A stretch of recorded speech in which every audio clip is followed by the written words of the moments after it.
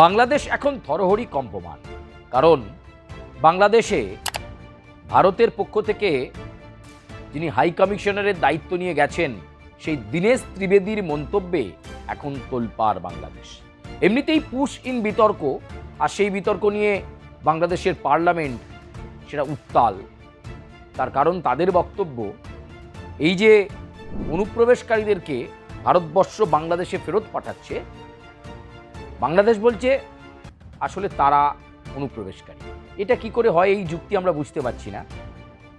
এই অনুপ্রবেশকারীগুলো যারা ভারতবর্ষে এতদিন থেকেছেন, ভারতবর্ষে নানা পরিষেবা নিয়েছেন তথা পশ্চিমবঙ্গে থেকেছেন, তারা চিহ্নিত হয়েছেন তারা বাংলাদেশি অনুপ্রবেশকারী, অথচ বাংলাদেশ বলছে এরা বাংলাদেশি নয়। তাহলে এই নিরপরাধ মানুষগুলো যাবে কোথায়? যারা একটা সময় বাংলাদেশ থেকে কাঁটাতার না থাকার সুযোগ নিয়ে বা কাঁটাতার থাকা সত্ত্বেও কাঁটাতার কেটে কোনোভাবে ঢুকে পড়েছিলেন, তাদেরকে চিহ্নিত করা হয়েছে।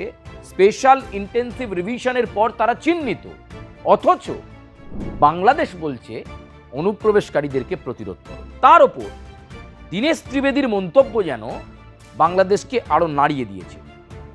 সদ্য বাংলাদেশে দায়িত্ব নিয়ে তিনি গেছেন, দীর্ঘ রাজনৈতিক কেরিয়ার তার, সেই তৃণমূল স্তরের রাজনীতি থেকে প্রাক্তন কেন্দ্রীয় মন্ত্রীও ছিলেন একটা সময়। বর্ষিয়ান বিজেপি নেতা দীনেশ ত্রিবেদীকে এবার হাই কমিশনার করে পাঠানো হয়েছে বাংলাদেশ। কিন্তু তার একটি গুরুত্বপূর্ণ মন্তব্য, তিনি মনে করেন যে দুটো দেশ আলাদা নয়, দুটো দেশ একত্রিত, এবং দুটো দেশকে একত্রিত করলে 160 কোটি মানুষ একসঙ্গে থাকতে পারবে। এই যে তার মন্তব্য, এই মন্তব্য কিন্তু অত্যন্ত ইঙ্গিতপূর্ণ।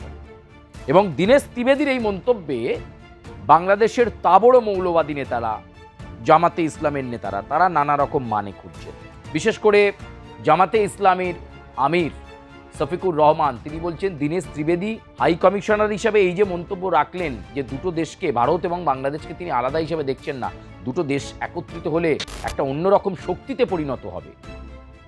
ভারত বাংলাদেশ একত্রিত হলে একটা অন্যরকম শক্তিতে পরিণত হবে, বা দুটো দেশ একত্রিত হলে একটা বিরাট বড় প্রতিভাবান ক্রিকেট দল পাওয়া যাবে। এই যে দীনেশ ত্রিবেদীর এই ধরনের মন্তব্য, তা নিয়ে নানা রকম হিসেব অঙ্ক বুঝতে শুরু করেছেন শফিকুর রহমানরা বা এনসিপির নেতা নাহিদ ইসলামরা। তারা বলছেন এর পেছনে ভারতের কোনো অভিসন্ধি রয়েছে, অখণ্ড ভারতের কোনো পরিকল্পনা রয়েছে। কি রে, তোর বেশ র্যাশ হয়েছে দেখছি। হ্যাঁ রে, কি করবো বলতো, র্যাশগুলো কিছুতেই কমছে না। অনেক কিছু ইউজ করলাম তবুও কমছে না। আমার মনে হয় তোকে কোনো একজন ভালো ডার্মাটোলজিস্টের কাছে দেখানো উচিত। তুই ঠিক বলেছিস, কিন্তু কোনো ভালো ডার্মাটোলজিস্ট থাকলে একটু সাজেস্ট কর না প্লিজ। এই তোর তো একবার র্যাশ হয়েছিল না? তুই কোথায় দেখিয়েছিলিস? তুই একবার গৌরীদেবী হসপিটালসে দেখাতে পারিস, ওখানে ভালো এক্সপিরিয়েন্স ডার্মাটোলজিস্ট আছে। আমারও সেম প্রবলেম হয়েছিল, এখন ওখানে ট্রিটমেন্ট নিয়ে আমি এখন ঠিক আছি।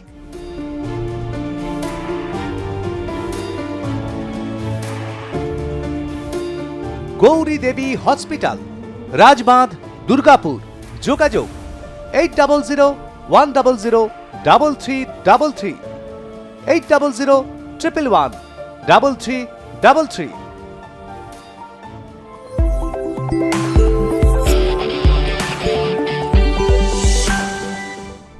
দীনেশ ত্রিবেদীর এই মন্তব্য নিয়ে এখন বাংলাদেশের মাথা ব্যথা।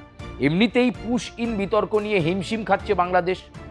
বাংলাদেশের প্রধানমন্ত্রী তারেক রহমানের কোনো মন্তব্য নেই, তার ওপর বাংলাদেশের সংখ্যালঘুদের ওপর লাগাতার আক্রমণ শুরু হয়ে গেছে, মন্দিরগুলোর ওপর আক্রমণ চলছে, কোনো স্টেটমেন্ট নেই তারেক রহমানের।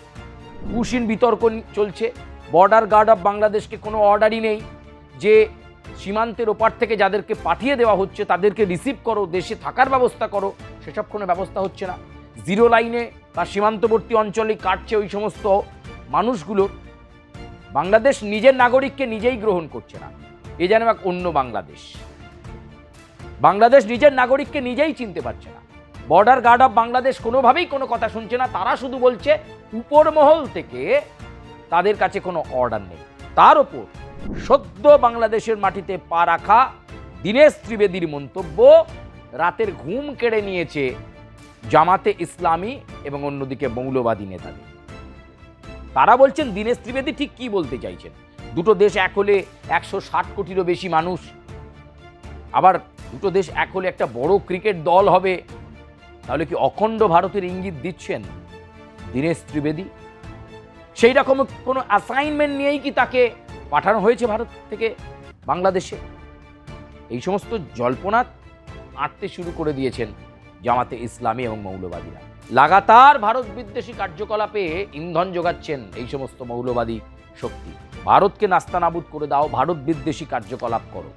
আর সেখানে দীনেশ ত্রিবেদী দুদেশের মধ্যে সম্পর্কটাকে সুসম্পর্ক রাখার জায়গার জন্যই চেষ্টা করে চলেছেন। এবং তিনি বলেছেন ভারত বাংলাদেশের সম্পর্ক যতটা সুসংহত হবে, বন্দর বাণিজ্যের উন্নয়ন হবে, আর্থসামাজিক পরিস্থিতির পরিবর্তন হবে। সেই মুক্তিযুদ্ধের সময় থেকে ভারতবর্ষ বাংলাদেশের সঙ্গী হিসাবে থেকেছে, পরম বন্ধু হিসাবে থেকেছে। পাকিস্তানের ইন্ধন রয়েছে, এছাড়াও আরো অন্যান্য দেশ ইন্ধন যোগাচ্ছে, অস্ত্র কেন বাংলাদেশ। শুধু একটা কথা জানিয়ে রাখা, ভারতবর্ষ কিন্তু যে কোনো পরিস্থিতির জন্য একেবারে প্রস্তুত রয়েছে। যে কোনো টাফ সিচুয়েশন, যে কোনো আপৎকালীন পরিস্থিতির জন্য ভারতবর্ষ প্রস্তুত রয়েছে। কিন্তু ভারত যখন খেপে যাবে, ভারত যখন সর্বশক্তি নিয়ে নেমে পড়বে, তার জন্য বাংলাদেশ প্রস্তুত আছে তো? তখন কাঁদতে কাঁদতে ইউনাইটেড নেশনের কাছে ছুটতে হবে না তো? এই মৌলিক প্রশ্নগুলো থাকছে অবশ্য। আর মৌলবাদী নেতারা নানা রকম কিছু বার করুক। ওখানকার অনেক নেতাই তো বলছেন নাকি ভারতকে টুকরো টুকরো করে দেবেন, কলকাতাকে আক্রমণ করবেন, ভারতকে টুকরো টুকরো করে মোদিকে সরিয়ে দেবেন, পশ্চিমবঙ্গের মুখ্যমন্ত্রী শুভেন্দু অধিকারীকে সরিয়ে দেবেন। শুভেন্দু এবং নরেন্দ্র মোদী অতি দ্রুত এই আগ্রাসন বন্ধ করুক, না হলে বাংলাদেশের জনগণ সে গাজওয়াতুল হিন্দের ডাক দিবে, ভারতকে স্বাধীন করে টুকরো টুকরো করে দেবে। মোদীকে ক্ষমতা থেকে নামিয়ে আমরা ভারতে ইসলামী পতাকা উদ্দিন করবো ইনশাআল্লাহ। এই সমস্ত দিবা স্বপ্ন দেখা বন্ধ করা বোধহয় ভালো। বোধহয় দু দেশের জন্য এই সমস্ত মন্তব্য করা থেকে দূরে থাকাই ভালো। এবং বাংলাদেশের প্রধানমন্ত্রী তারেক রহমানের উচিত ইমিডিয়েট এফেক্টে সে দেশে যে সংখ্যালঘুদের উপর আক্রমণ চলছে সেটা বন্ধ করা। মন্দিরের ওপর আক্রমণ হচ্ছে, মন্দিরগুলোর উপর আক্রমণ করছেন যারা, তাদেরকে চিহ্নিত করে শাস্তি দেওয়া, যদি দু দেশের মধ্যে সুসম্পর্ক ভালো রাখতে চান। ভারত তার অবস্থান স্পষ্ট করেছে। অনুপ্রবেশমুক্ত দেশ, অনুপ্রবেশমুক্ত সংশ্লিষ্ট রাজ্যগুলি। গরু পাচার চলবে না, মাদক পাচার চলবে না, ওপারের লোক এপারে ঢুকে এসে দীর্ঘ সময় ধরে পরিষেবা নেবে, অভারতীয় হয়ে নাগরিক হওয়ার চেষ্টা করবে, সেসব চলবে না। তবে সংসদে যা করার করে নিন, ওই নাহিদ ইসলামরা বা জামাতে ইসলামের যারা সাংসদরা রয়েছেন তারা যা করার করে নিতে পারেন। সীমান্তবর্তী অঞ্চলে একটা ঘোট পাকানোর চেষ্টা করা হচ্ছে জামাতিদের তরফে, সেটা কিন্তু ভারতের ইন্টেলিজেন্স রিপোর্ট বুঝে গেছে। এবং এবারের যে সাম্প্রতিকতম সময়ে যে বাংলাদেশের নির্বাচন গেছে, সেই নির্বাচনে সীমান্তবর্তী অঞ্চলের আসনগুলোতেই জামাতে ইসলামী জিতেছে। ফলে বোঝা যাচ্ছে কোন দিকে মোল্ড করার চেষ্টা করছে জামাতে ইসলাম। ফলে এগুলো আমাদেরকে আর বলে বোঝাতে হবে না। কিন্তু একটাই বিষয়, ভারত যদি সর্বশক্তি দিয়ে নেমে পড়ে, তাহলে বাংলাদেশের কিন্তু বাংলাদেশ থাকাটা খুব কঠিন হয়ে যাবে। আপনারা নানা রকম নানা সময় তির্যক মন্তব্য করবেন, উস্কানিমূলক কাজ করবেন, ভারত বিদ্বেষী কাজ করবেন, এটা ঠিক নয়। আমরা চাই দু দেশের মধ্যে সুসম্পর্ক বজায় থাকুক। ভারত এবং বাংলাদেশ ভাই ভাই দেশ হিসাবে যেভাবে তাদের সম্পর্ক অতীতে সুসংগত ছিল, আগামীতেও আরও সুসংগত হোক। এটা কাম্য নয় যে একটা আপৎকালীন পরিস্থিতি তৈরি হবে বা একটা সংঘর্ষ পরিস্থিতি তৈরি হবে। তাই দীনেশ ত্রিবেদী চাইছেন ভারত বাংলাদেশ ঐক্যবদ্ধভাবে চলুক। দু দেশের মধ্যে সম্পর্ক ভালো থাকলে তার ফলাফল, তার প্রভাব অত্যন্ত ভালো হবে, এমনটাই আশা করছেন এই নতুন নবনিযুক্ত হাই কমিশনার দীনেশ ত্রিবেদী। প্রিয় দর্শক, আজকের মতো এ পর্যন্তই। আপনাদের সঙ্গে আবার দেখা হচ্ছে বাংলাদেশ সংক্রান্ত সমীকরণ এবং অন্যান্য টপিক নিয়ে।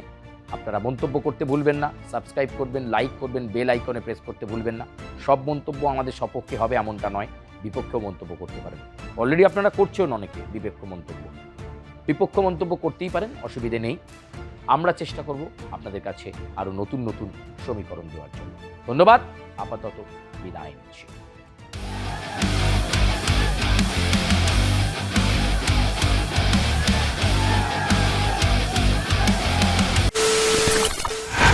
খবরের নামে প্রতিদিন সন্ধে আপনার ড্রয়িং রুমে কি শুধুই চিৎকার চেঁচামেচি খেয়ে আসে? বিতর্কের নামে চলে গালাগালি আর কাদা ছোড়াছুড়ি। এবার সময় আর প্লাস নিউজে।